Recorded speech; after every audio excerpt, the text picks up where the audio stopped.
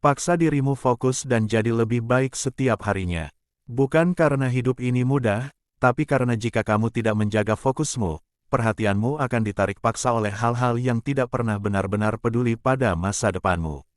Jika kamu tidak memaksa dirimu untuk bertumbuh, dunia akan dengan senang hati membuatmu nyaman. Lalu biasa-biasa saja, setiap hari ada perang yang tak terlihat.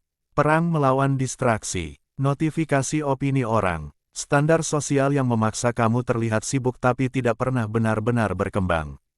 Kamu bangun dengan niat baik, tapi sebelum siang datang energimu sudah habis untuk hal yang bahkan tidak mendekatkanmu pada tujuan hidupmu. Dan yang paling berbahaya, kamu mulai menganggap itu normal. Kamu tahu kamu bisa lebih. Kamu tahu ada potensi yang belum keluar. Tapi fokusmu rapuh, disiplinmu naik turun, standarmu longgar saat tidak ada yang melihat. Lalu malam tiba dengan rasa bersalah yang pelan-pelan menggerogoti harga dirimu sendiri. Masalahnya bukan kurang motivasi. Masalahnya kamu belum cukup tegas pada dirimu. Disinilah stois menjadi relevan. Bukan sebagai teori filsafat kuno yang terdengar berat, tapi sebagai sistem pelatihan mental yang memaksa kamu kembali memegang kendali atas perhatian, emosi, dan arah hidupmu. Stoikisme tidak mengajarkan cara mengendalikan dunia. Ia mengajarkan cara mengendalikan dirimu sendiri. Dan ketika kamu bisa mengendalikan dirimu, dunia berhenti terasa terlalu kuat. Kalau kamu serius ingin paksa dirimu fokus dan jadi lebih baik, tulis di kolom komentar. Saya siap jadi lebih baik.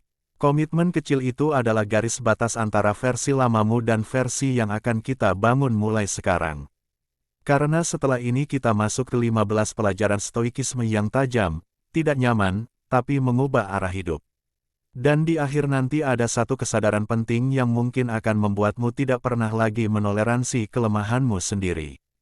Sekarang luruskan dudukmu. Kita, musik mulai. 1. Jaga perhatianmu seperti kamu menjaga masa depanmu. Fokus adalah mata uang hidupmu. Dan setiap kali kamu membiarkannya tercecer, kamu sedang membayar harga yang tidak kamu sadari. Dunia modern tidak netral. Ia dirancang untuk mencuri perhatianmu. Algoritma tidak peduli pada tujuan hidupmu. Notifikasi tidak peduli pada kualitas karaktermu. Mereka hanya ingin satu hal, waktumu, energi mentalmu, kesadaranmu.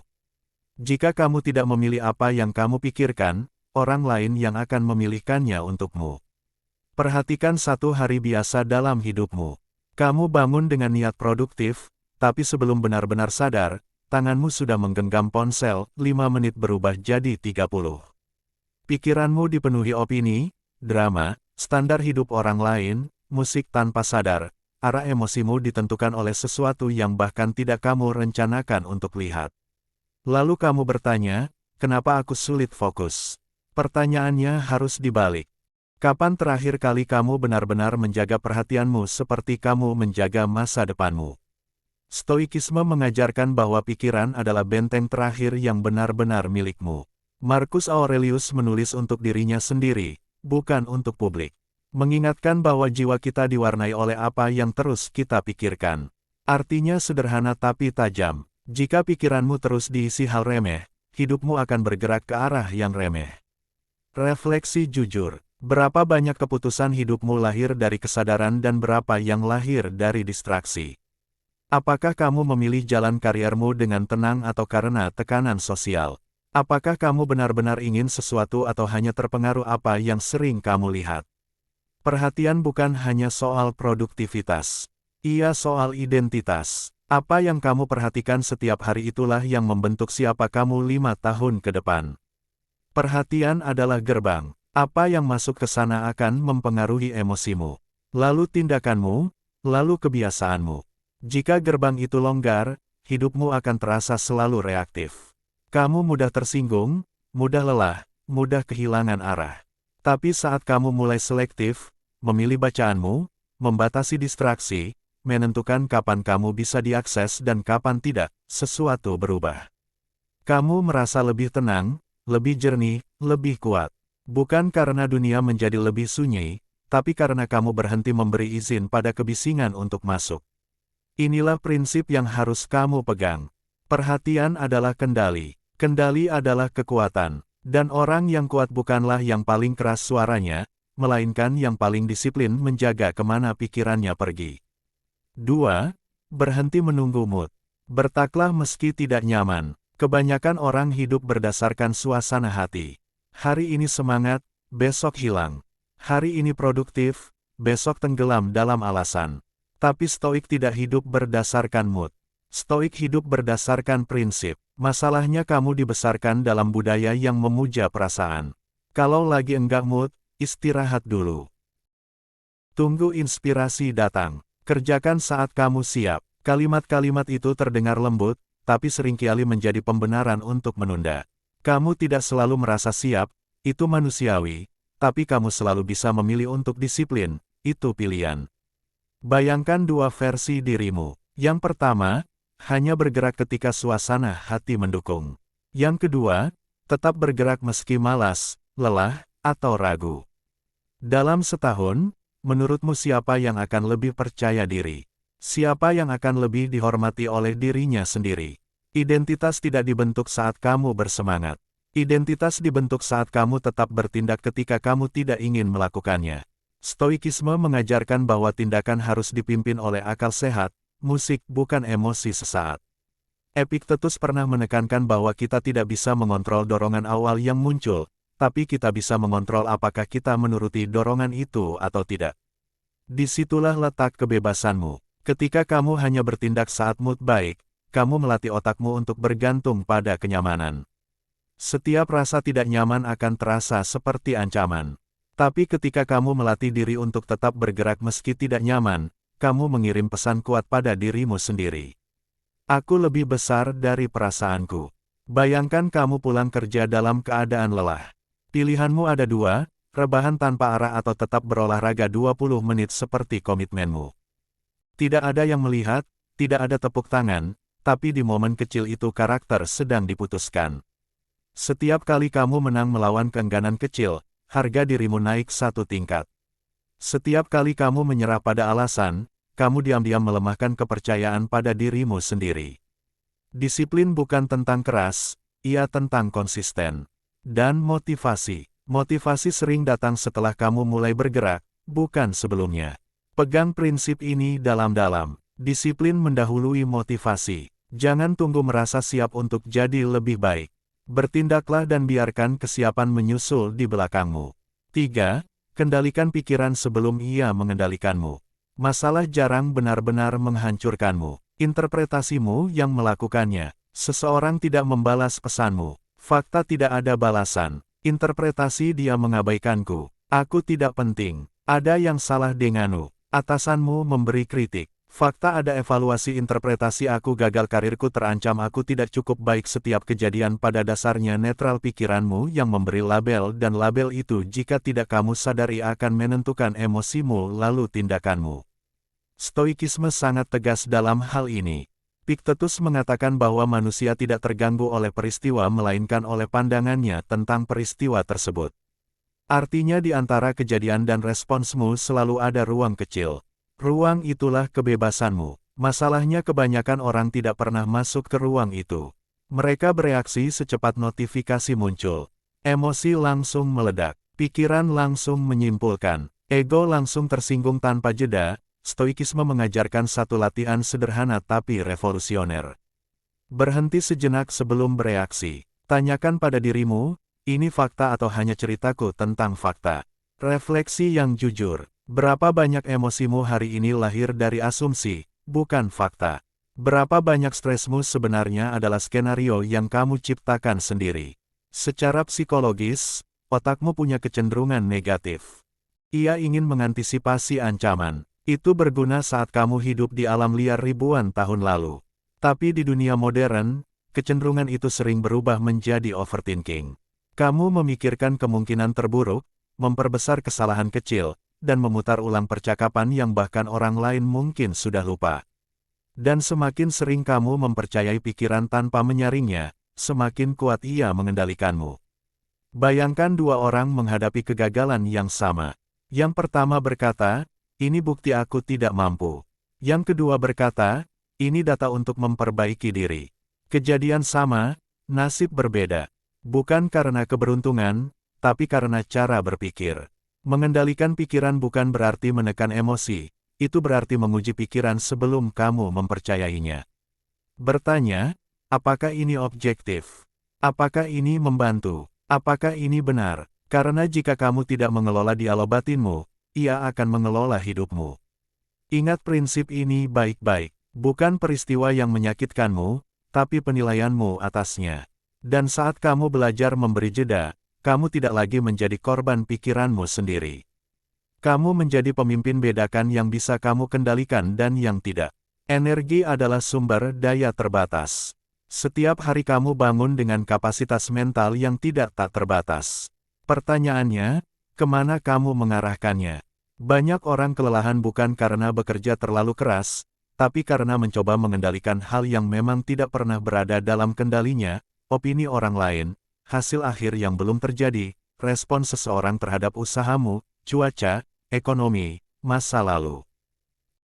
Kamu bisa menghabiskan berjam-jam memikirkan bagaimana agar semua orang menyukaimu. Kamu bisa cemas berhari-hari tentang hasil presentasi yang bahkan belum dimulai. Kamu bisa menyalahkan masa lalu seolah itu masih bisa diubah. Tapi semua itu tidak menggerakkan 1 milimeter pun masa depanmu. Stoikisme berdiri di atas satu fondasi yang sangat jelas. Bedakan apa yang bisa kamu kendalikan dan apa yang tidak. Epictetus membuka ajarannya dengan pernyataan sederhana namun brutal. Ada hal-hal yang berada dalam kuasa kita dan ada yang tidak yang bisa kamu kendalikan, pikiranmu, pilihanmu, tindakanmu, sikapmu, yang tidak bisa hasil akhirnya reaksi orang, penilaian publik, takdir eksternal. Masalahnya ego kita sering menolak menerima batas itu. Kita ingin kepastian, kita ingin jaminan, kita ingin kontrol penuh. Dan ketika dunia tidak mengikuti keinginan kita frustrasi. Refleksi yang jujur, berapa banyak energimu habis minggu ini hanya untuk memikirkan sesuatu yang sebenarnya tidak bisa kamu ubah? Secara psikologis, mencoba mengendalikan yang tidak terkendali menciptakan kecemasan kronis. Kamu merasa selalu terancam karena dunia tidak pernah sepenuhnya bisa diprediksi. Tapi saat kamu mengalihkan fokus hanya pada tindakanmu, sesuatu berubah. Kamu merasa lebih stabil, lebih berdaya, lebih tenang. Bayangkan kamu sedang mempersiapkan wawancara kerja. Kamu tidak bisa mengendalikan keputusan akhir, tapi kamu bisa mengendalikan persiapanmu, cara berbicaramu, sikapmu, ketepatan waktumu. Jika kamu sudah memberikan yang terbaik dalam wilayah kendalimu, hasil apapun tidak lagi menghancurkan harga dirimu, disitulah kedewasaan lahir. Bukan saat kamu berhasil mengendalikan dunia, tapi saat kamu menerima bahwa kamu tidak harus melakukannya. Pegang prinsip ini sebagai kompas. Fokus pada kendali, lepaskan sisanya. Karena saat energimu tidak lagi bocor ke hal-hal yang tak bisa kamu ubah, ia akan terkonsentrasi penuh pada hal yang benar-benar membentuk hidupmu. Keputusanmu hari ini, bangun standar internal bukan validasi eksternal. Jika harga dirimu bergantung pada pujian, maka kamu sedang menyerahkan kendali emosimu pada orang lain. Satu komentar negatif bisa merusak harimu. Satu pujian bisa membuatmu melambung. Artinya apa? Nilai dirimu naik turun sesuai suara di luar sana. Itu bukan kekuatan, itu ketergantungan. Kita hidup di era di mana validasi sangat mudah didapat dan sangat mudah membuat candu. Like, komentar, pengakuan, jabatan, gelar. Semua itu terasa seperti bukti bahwa kita cukup. Tapi pertanyaannya lebih dalam dari itu. Jika semua tepuk tangan berhenti hari ini, apakah kamu masih menghormati dirimu sendiri? Orang dewasa yang kuat tidak hidup untuk tepuk tangan.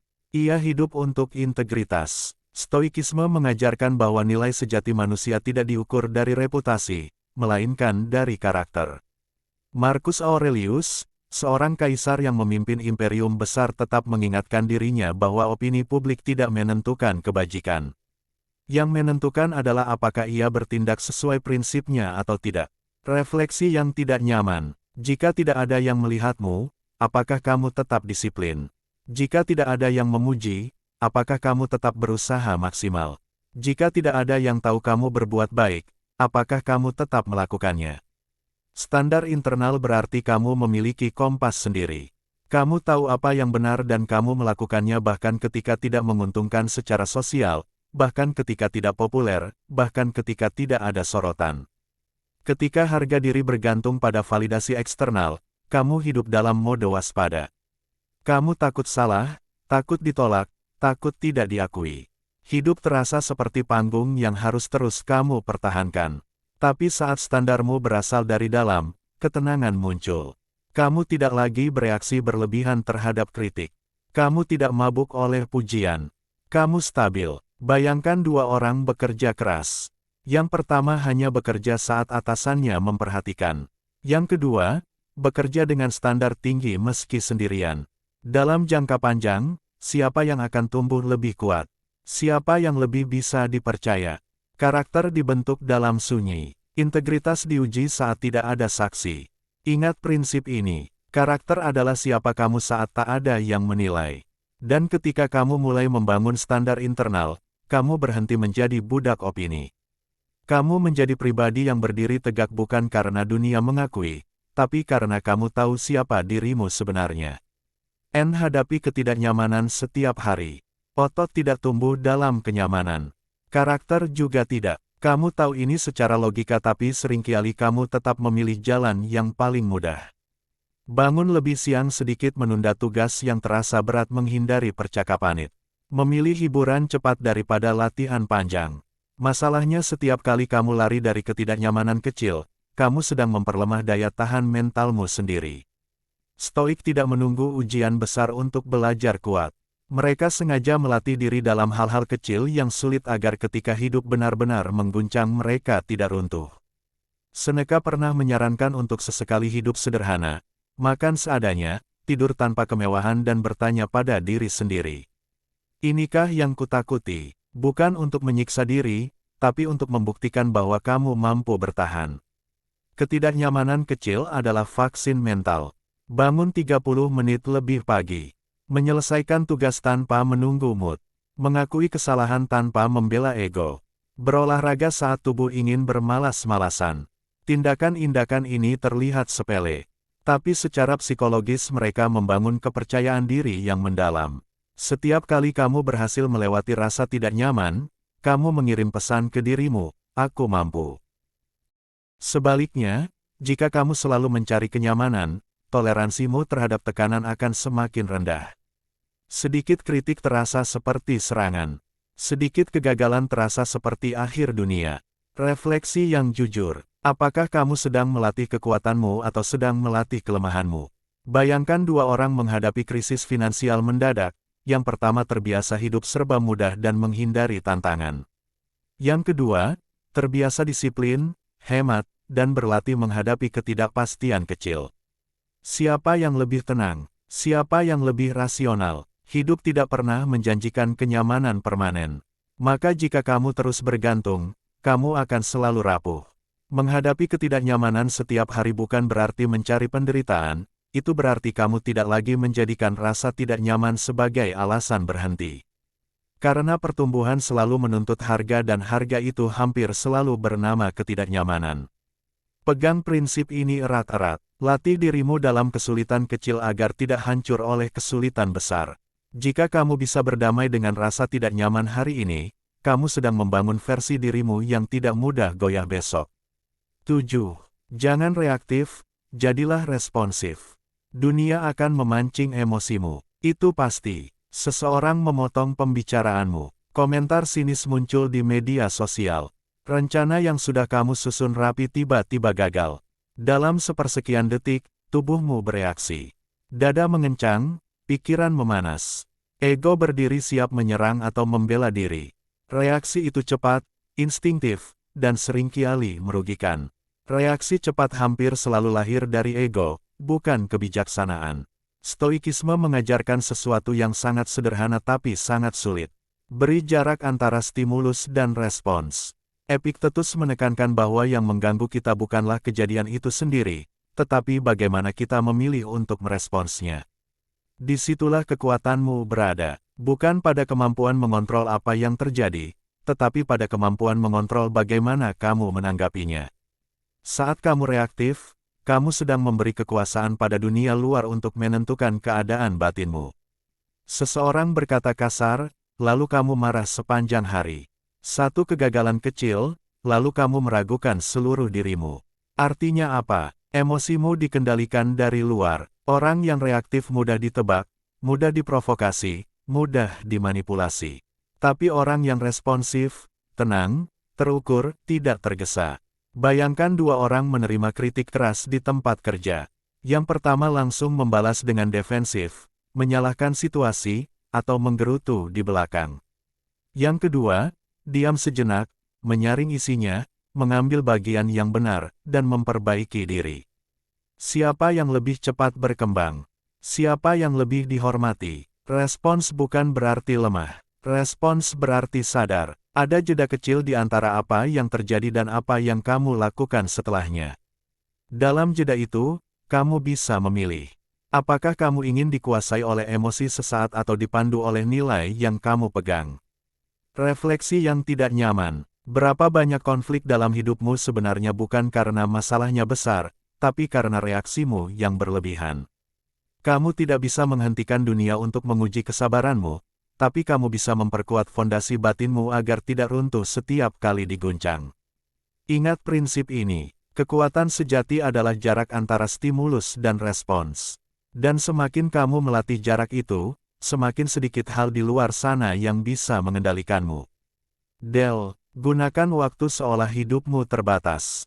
Kamu tidak kekurangan waktu, kamu kekurangan kesadaran bahwa waktu itu terbatas. Kita hidup seolah-olah hidup ini punya cadangan tak terbatas. Menunda mimpi, menunda memperbaiki hubungan, menunda memulai sesuatu yang penting. Selalu ada kata nanti ketika lebih siap, nanti ketika lebih mapan, nanti ketika situasi mendukung. Masalahnya nanti adalah janji yang tidak pernah benar-benar dijamin. Stoikisme memiliki satu latihan yang terdengar gelap, tapi justru membebaskan. Memento mori, ingatlah bahwa kamu akan mati. Marcus Aurelius menulis pengingat ini bukan untuk membuat dirinya takut, tapi untuk membuat dirinya jernih. Kesadaran akan kematian bukan untuk panik, ia untuk memprioritaskan. Ketika kamu sadar hidupmu terbatas, kamu mulai bertanya, apakah ini benar-benar penting? Apakah ini layak menghabiskan energiku? Apakah aku ingin mengingat hari ini sebagai hari yang berarti? Manusia cenderung menunda karena merasa punya banyak waktu. Itulah ilusi terbesar. Waktu terasa panjang di masa muda, tapi bergerak cepat tanpa permisi. Tiba-tiba kamu menoleh dan 5 tahun sudah berlalu. Refleksi yang jujur dan mungkin mengganggu. Jika ini adalah tahun terakhirmu, apakah kamu akan hidup seperti sekarang? Apakah kamu akan tetap menunda percakapan penting itu? Apakah kamu akan terus bekerja tanpa arah yang jelas? Apakah kamu akan membiarkan distraksi kecil mencuri hari-harimu? Kesadaran akan keterbatasan waktu membuat standar hidupmu naik. Kamu lebih selektif, lebih berani berkata tidak, lebih serius dalam memperbaiki diri. Kamu tidak lagi mengejar hal yang hanya terlihat mengesankan, tapi mulai mengejar hal yang benar-benar bermakna. Bayangkan kamu diberitahu bahwa hidupmu tersisa 1 tahun. Kamu mungkin tidak akan menghabiskannya dengan membandingkan diri di media sosial. Kamu mungkin akan lebih hadir bersama orang yang kamu cintai. Lebih fokus pada pertumbuhanmu, lebih jujur pada dirimu sendiri. Mengapa menunggu kabar buruk untuk hidup dengan kesadaran itu? Mementori bukan tentang kematian, ia tentang kualitas hidup. Pegang prinsip ini dalam-dalam. Waktu adalah hidup, jangan sia-siakan. Karena setiap hari yang kamu jalani tanpa kesadaran adalah potongan hidup yang tidak pernah kembali. Dan orang yang menghargai waktunya akan membentuk hidup yang layak dikenang. Seberhenti menunda versi terbaikmu. Nanti terdengar tidak berbahaya tapi seringkali ia adalah bentuk paling halus dari ketakutan. Nanti mulai olahraga, nanti belajar skill baru, nanti memperbaiki hubungan, nanti serius membangun masa depan. Kamu menyebutnya menunggu waktu yang tepat, padahal yang kamu tunggu sebenarnya adalah hilangnya rasa takut. Takut gagal, takut terlihat tidak kompeten, takut memulai dari nol. Masalahnya, rasa takut jarang hilang sebelum kamu bergerak. Ia justru mengecil setelah kamu musik mulai. Menunda berarti memberi ruang pada keraguan untuk tumbuh. Setiap hari yang kamu tunda, pikiranmu akan semakin pandai mencari alasan. Sekarang lagi sibuk, situasinya belum mendukung, belum cukup siap. Dan semakin lama kamu menunggu, semakin berat langkah pertama itu terasa. Stoikisme tidak memuliakan kesempurnaan. Ia memuliakan tindakan yang selaras dengan kebajikan. Sekarang juga Seneca pernah mengingatkan bahwa kita sering menunda hidup seolah-olah kita memiliki persediaan waktu yang tak terbatas padahal kita justru menyia-nyiakannya setiap hari. Tindakan kecil memiliki kekuatan yang luar biasa. Ketika kamu mulai, meski musik hanya 10 menit belajar, 15 menit berolahraga, satu email penting yang akhirnya kamu kirim, otakmu mencatat satu hal. Aku bergerak, itu membangun momentum. Momentum membangun kepercayaan diri dan kepercayaan diri mempercepat pertumbuhan. Sebaliknya, rencana besar yang terus ditunda hanya membangun ilusi. Kamu merasa produktif karena punya visi, tapi tanpa aksi, visi hanya menjadi pelarian yang terlihat ambisius. Refleksi yang perlu kamu jawab dengan jujur. Apa satu hal yang sudah lama kamu tahu harus kamu lakukan tapi terus kamu tunda? Dan jika kamu memulainya hari ini, sekecil apapun langkahnya, bagaimana hidupmu berubah 6 bulan ke depan? Bayangkan dua orang dengan mimpi yang sama. Yang pertama, terus menyempurnakan rencana. Yang kedua, mulai dengan versi sederhana, penuh kekurangan. Dalam 1 tahun, yang mana yang lebih dekat pada tujuannya? Kesempurnaan seringkali adalah kedok bagi penundaan dan penundaan adalah cara aman untuk tidak pernah diuji. Pegang prinsip ini erat-erat. Kemajuan kecil hari ini lebih baik dari kesempurnaan yang ditunggu. Versi terbaikmu tidak lahir dari niat yang besar. Ia lahir dari langkah kecil yang kamu ambil. Hari ini bukan nanti. 10. Latih keheningan dan kontemplasi. Di tengah kebisingan kamu perlahan kehilangan arah. Setiap hari ada suara, notifikasi, berita, opini, tuntutan. Musik yang tak pernah benar-benar mati. Kamu terus bergerak, terus bereaksi, terus mengonsumsi. Tapi kapan terakhir kali kamu benar-benar diam dan mendengar isi kepalamu sendiri? Kebanyakan orang takut pada keheningan. Karena dalam sunyi tidak ada distraksi untuk menutupi kegelisahan. Tidak ada hiburan untuk mengalihkan pertanyaan yang belum terjawab. Keheningan memaksa kamu berhadapan dengan dirimu sendiri dan justru diulah pertumbuhan dimulai. Stoik tidak hanya bertindak disiplin di luar, mereka juga disiplin di dalam. Marcus Aurelius menulis refleksi pribadinya hampir setiap hari.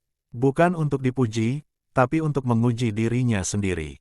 Ia mengevaluasi reaksinya, emosinya, kelemahannya. Itu latihan mental yang konsisten. Tanpa refleksi, kamu hanya mengulang pola yang sama. Marah dengan cara yang sama, menunda dengan alasan yang sama, jatuh pada kesalahan yang sama. Tanpa mau menjeda untuk berpikir, otakmu berjalan dengan autopilot. Kamu merespons berdasarkan kebiasaan lama, bukan kesadaran baru. Hidup terasa sibuk, tapi tidak benar-benar berkembang. Refleksi harian tidak harus dramatis, 5-10 menit sebelum tidur sudah cukup. Tanyakan pada dirimu, apa yang kulakukan dengan baik hari ini? Di mana aku gagal mengendalikan diri? Apa yang bisa kuperbaiki besok? Pertanyaan-pertanyaan itu sederhana, tapi jika kamu jawab dengan jujur, ia akan membentuk standar baru dalam dirimu.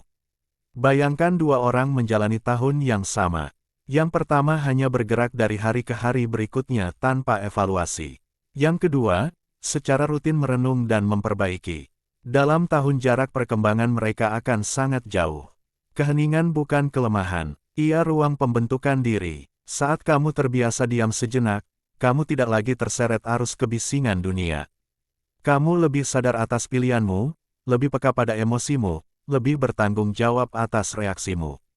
Pegang prinsip ini, hidup yang tidak leksikan akan dijalani tanpa kesadaran. Dan orang yang hidup tanpa kesadaran seringkali terbangun terlalu terlambat menyadari bahwa ia hanya mengikuti arus bukan menentukan arah. 11. Bertanggung jawab tanpa alasan, tidak menyalahkan masa lalu. Tidak menyalahkan keadaan, tidak menyalahkan orang lain. Kedengarannya sederhana, tapi inilah garis pemisah antara mentalitas korban dan mentalitas dewasa. Setiap orang punya cerita, latar belakang yang tidak ideal, kesalahan yang pernah dibuat, orang tua yang kurang hadir, lingkungan yang tidak mendukung. Semua itu nyata, semua itu valid. Tapi pertanyaannya bukan lagi apa yang terjadi padamu. Pertanyaannya, apa yang kamu lakukan setelah itu? Selama kamu terus menunjuk keluar sebagai penyebab utama hidupmu, kamu tanpa sadar sedang menyerahkan kendali. Karena jika hidupmu sepenuhnya ditentukan oleh keadaan, berarti kamu memang tidak punya kuasa. Stoikisme menolak sikap itu. Epiktetus lahir sebagai budak. Hidupnya penuh keterbatasan. Tapi ia menegaskan bahwa kebebasan sejati ada pada sikap dan pilihan batin, bukan pada kondisi eksternal. Itu bukan teori kosong. Itu bukti bahwa tanggung jawab selalu mungkin. Bahkan dalam situasi yang sempit, refleksi yang jujur dan mungkin menyakitkan. Apakah kamu benar-benar tak berdaya atau hanya belum cukup berani mengambil tanggung jawab? Mengambil tanggung jawab berarti berhenti berkata ini karena mereka dan mulai berkata, apa yang bisa kulakukan sekarang secara psikologis saat kamu mengambil tanggung jawab? Kamu memulihkan rasa kontrol. Kamu mungkin tidak bisa mengubah masa lalu, tapi kamu bisa menentukan respons hari ini dan itu mengubah segalanya. Bayangkan kamu gagal dalam sebuah proyek besar. Pilihan pertama, menyalahkan tim atasan situasi. Pilihan kedua, mengevaluasi peranmu. Memperbaiki strategi, belajar dari kesalahan. Pilihan mana yang membuatmu lebih kuat dalam jangka panjang? Tanggung jawab bukan berarti menyalahkan diri secara berlebihan. Itu berarti jujur pada kontribusimu, baik dalam keberhasilan maupun kegagalan. Itu berarti mengakui bahwa hidupmu pada akhirnya berada di tanganmu sendiri. Saat kamu berhenti mencari kambing hitam, kamu berhenti menjadi korban narasi lama. Kamu menjadi penulis ulang hidupmu. Pegang prinsip ini. Tanggung jawab adalah pintu menuju kekuatan dan setiap kali kamu memilih bertanggung jawab tanpa alasan, kamu sedang membangun fondasi yang tidak mudah diguncang oleh keadaan. 12. Pilih lingkaran yang menguatkan. Lingkungan membentuk standar lebih dari yang kamu akui. Kamu bisa punya niat kuat, kamu bisa punya rencana besar. Tapi jika setiap hari kamu dikelilingi oleh orang yang meremehkan disiplin, menormalisasi penundaan, dan menertawakan ambisi, perlahan standarmu akan turun tanpa kamu sadari. Manusia adalah makhluk peniru. Kita menyerap bahasa, kebiasaan, bahkan cara berpikir dari orang-orang terdekat. Jika lingkaranmu permisif terhadap mediokritas, kamu akan mulai merasa biasa-biasa saja. Itu cukup dan itu berbahaya. Stoikisme memahami bahwa karakter itu menular. Seneca pernah mengingatkan bahwa bergaul dengan orang yang tidak disiplin akan membuatmu terseret ke bawah jika kamu tidak waspada. Bukan karena kamu lemah, tapi karena pengaruh sosial bekerja secara halus dan terus-menerus. Refleksi yang jujur. Orang-orang terdekatmu mendorongmu naik atau membuatmu nyaman di tempat yang sama. Percakapan kalian tentang pertumbuhan atau hanya keluhan dan gosip. Lingkungan bukan hanya tentang teman, ia juga tentang apa yang kamu konsumsi setiap hari. Konten yang kamu tonton, podcast yang kamu dengar, buku yang kamu baca, semua itu adalah lingkaran yang mempengaruhi pikiranmu. Secara psikologis, norma sosial sangat kuat. Jika semua orang di sekitarmu bangun siang dan menunda pekerjaan, kamu akan merasa itu wajar. Tapi jika kamu berada di sekitar orang yang bangun pagi, berolahraga, belajar, dan bertanggung jawab, standar baru akan terasa normal. Bayangkan dua versi dirimu. 1. Hidup di lingkungan yang sering berkata, "Sudahlah, santai saja." Yang lain hidup di lingkungan yang berkata, "Kita bisa lebih baik dari ini." Dalam 5 tahun seberapa jauh jaraknya? Memilih lingkaran bukan berarti menghakimi orang lain. Itu berarti menyadari bahwa kamu bertanggung jawab atas arah hidupmu. Kadang kamu tidak bisa langsung mengganti lingkungan fisik, tapi kamu selalu bisa menambah paparan pada orang-orang dan ide-ide yang menguatkanmu. Ikuti mentor. Baca pemikir besar. Dekat dengan mereka yang serius membangun diri. Karena lambat laun kamu akan menyerupai apa yang paling sering kamu dengar. Pegang prinsip ini. Pilih siapa yang mempengaruhi pikiranmu. Sebab di ujungnya lingkungan bukan hanya tempat kamu berada. Ia adalah tanah tempat karaktermu tumbuh. 13. Jadikan setiap hari arena latihan karakter. Hidup bukan panggung kenyamanan. Ia arena pembentukan diri. Kamu tidak bangun setiap pagi untuk mencari rasa enak. Kamu bangun untuk diuji. Ujian kecil mungkin, tapi konsisten. Dan justru karena ia kecil, Kamu sering meremehkannya, macet di jalan, email bernada tajam, rekan kerja yang sulit diajak kerja sama, godaan untuk menunda tugas penting. Semua itu terlihat sepele, tapi disitulah karakter sedang ditempa. Stoikisme tidak melihat konflik sebagai gangguan. Ia melihatnya sebagai latihan. Marcus Aurelius menulis bahwa ketika kamu bangun pagi, kamu harus siap bertemu orang yang tidak sabar, tidak tahu berterima kasih atau egois. Bukan untuk membencinya, tapi untuk mengingat bahwa responsmah yang menentukan kualitas jiwamu. Setiap konflik adalah ujian. Apakah kamu akan bereak atau tetap tenang? Apakah kamu akan menyalahkan atau bertanggung jawab? Apakah kamu akan membalas dengan ego atau dengan kedewasaan? Setiap godaan juga latihan. Godaan untuk scroll lebih lama. Godaan untuk membalas pesan dengan nada emosi. Godaan untuk mengambil jalan pintas yang mengorbankan integritas. Karakter tidak dibangun dalam momen heroik yang jarang terjadi. Ia dibangun dalam keputusan kecil yang kamu ambil setiap hari. Keputusan memperkuat jalur di otakmu. Jika kamu terus memilih kenyamanan, otakmu makin ahli mencari kenyamanan. Jika kamu terus memilih disiplin dan kesabaran itu menjadi identitasmu. Bayangkan hari biasa tanpa drama besar. Tidak ada krisis, tidak ada pencapaian luar biasa, hanya rutinitas. Justru di hari seperti itulah kamu menentukan arah hidupmu. Karena sebagian besar hidupmu akan terdiri dari hari-hari biasa. Refleksi yang penting, apakah kamu menjalani hari biasa dengan kesadaran atau hanya membiarkannya lewat? Ketika kamu mulai melihat hidup sebagai arena latihan, perspektifmu berubah. Kamu berhenti berkata, kenapa ini terjadi padaku? Dan mulai berkata, apa yang sedang dilatih dalam diriku saat ini? Kesabaran, disiplin, kejujuran, keberanian. Pegang prinsip ini dalam hari biasa adalah tempat karakter ditempa. Karena saat kamu serius dalam hal kecil, kamu tidak perlu panik saat hal besar datang. Kamu sudah terlatih. 14. Kurangi keinginan, perkuat syukur. Keinginan tanpa kendali membuatmu gelisah. Kamu ingin penghasilan lebih tinggi, posisi lebih baik, tubuh lebih ideal, pengakuan lebih luas. Semua itu wajar. Ambisi bukan musuh. Tapi saat keinginan berubah menjadi ketergantungan, kamu kehilangan kedamaian. Stoik tidak anti-ambisi. Ia anti ketergantungan. Ada perbedaan besar antara mengejar sesuatu dengan sadar dan merasa hidupmu tidak lengkap tanpanya. Perhatikan emosimu ketika sesuatu tidak berjalan sesuai harapan. Apakah kamu kecewa sesaat lalu kembali fokus atau kamu runtuh, merasa tidak berharga, merasa tertinggal?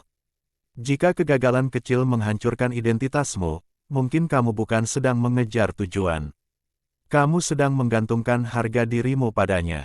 Seneca mengingatkan bahwa orang yang selalu menginginkan lebih tanpa pernah merasa cukup akan hidup dalam kekurangan. Bahkan saat ia memiliki banyak. Karena kekurangan itu bukan di luar, ia di dalam. Refleksi yang jujur. Apakah kamu mengejar sesuatu atau sedang dikejar oleh keinginanmu sendiri? Keinginan yang tidak terkendali membuatmu sulit menikmati proses. Kamu selalu membandingkan, selalu merasa tertinggal, selalu gelisah melihat pencapaian orang lain. Hidup berubah menjadi lomba tanpa garis akhir. Secara psikologis, otakmu beradaptasi dengan cepat terhadap pencapaian apa yang dulu terasa luar biasa segera menjadi standar baru. Jika kamu tidak melatih rasa syukur, kamu akan terus menaikkan target tanpa pernah benar-benar merasa utuh. Mengurangi keinginan bukan berarti berhenti bermimpi. Itu berarti memastikan bahwa kebahagiaanmu tidak bergantung sepenuhnya pada hasil. Kamu tetap berusaha maksimal, tapi kamu tidak kehilangan dirimu jika hasilnya berbeda dari harapan. Bayangkan dua orang dengan tujuan yang sama. Yang pertama merasa hidupnya gagal jika tidak mencapai target. Yang kedua, bekerja keras tapi tetap tenang jika hasilnya tertunda. Siapa yang lebih stabil? Siapa yang lebih tahan lama? Syukur adalah penyeimbang ambisi. Ia membuatmu bergerak maju tanpa kehilangan ketenangan. Pegang prinsip ini. Kebebasan lahir saat kamu cukup. Saat kamu mampu berkata, aku bersyukur atas yang kumiliki dan aku tetap berusaha berkembang, kamu tidak lagi diperbudak oleh keinginan. Kamu menjadi tuannya. 15. Jadilah orang yang menguasai dirinya.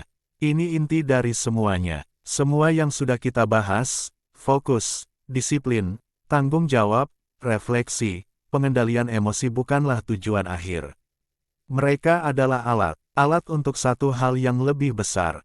Penguasaan diri. Fokus bukan tentang menjadi sibuk. Disiplin bukan tentang terlihat produktif. Semua itu tentang satu pertanyaan mendasar, musik, apakah kamu memimpin dirimu sendiri atau kamu dipimpin oleh dorongan, emosi, dan keadaan. Penguasaan diri berarti kamu tidak lagi hidup secara impulsif. Kamu tidak mudah terpancing, tidak mudah runtuh, tidak mudah terbawa arus. Kamu mungkin masih merasakan marah, takut, kecewa karena kamu manusia. Tapi kamu tidak membiarkan emosi itu menentukan keputusanmu. Epictetus pernah mengajarkan bahwa orang yang benar-benar kuat adalah orang yang mampu menguasai dirinya sendiri, bukan yang menguasai banyak orang, bukan yang memiliki banyak hal, tapi yang mampu berkata tidak pada dirinya ketika diperlukan dan iya pada hal yang benar meski sulit. Bayangkan dua jenis kekuatan. Kekuatan eksternal, jabatan, uang, pengaruh. Kekuatan musik internal, kendali atas pikiran dan sikap. Yang pertama bisa hilang sewaktu-waktu. Yang kedua, jika sudah terbentuk tidak bisa dirampas. Saat kamu menguasai pikiranmu, kamu tidak lagi diperbudak oleh opini orang. Saat kamu menguasai emosimu, kamu tidak lagi dihancurkan oleh kegagalan. Saat kamu menguasai tindakanmu, kamu tidak lagi menunda versi terbaikmu. Dan di titik musik itu, arah hidupmu kembali sepenuhnya ke tanganmu. Inilah prinsip penutup yang harus kamu bawa pulang. Tidak ada yang bisa mengalahkanmu tanpa izinmu. Bukan karena dunia menjadi lunak, tapi karena kamu menjadi kokoh. Sekarang pertanyaannya bukan lagi apakah hidup akan menguji kamu. Itu pasti. Pertanyaannya, apakah kamu sudah cukup terlatih untuk tidak kehilangan kendali saat ujian itu datang? Jika kamu merasa pesan ini menamparmu dengan cara yang kamu butuhkan, tekan tombol like sebagai bentuk komitmen pada dirimu sendiri dan bagikan video ini kepada seseorang yang kamu tahu sedang berjuang menjaga fokus dan arah hidupnya. Karena mungkin satu prinsip hari ini bisa mengubah cara mereka melihat diri mereka sendiri selamanya.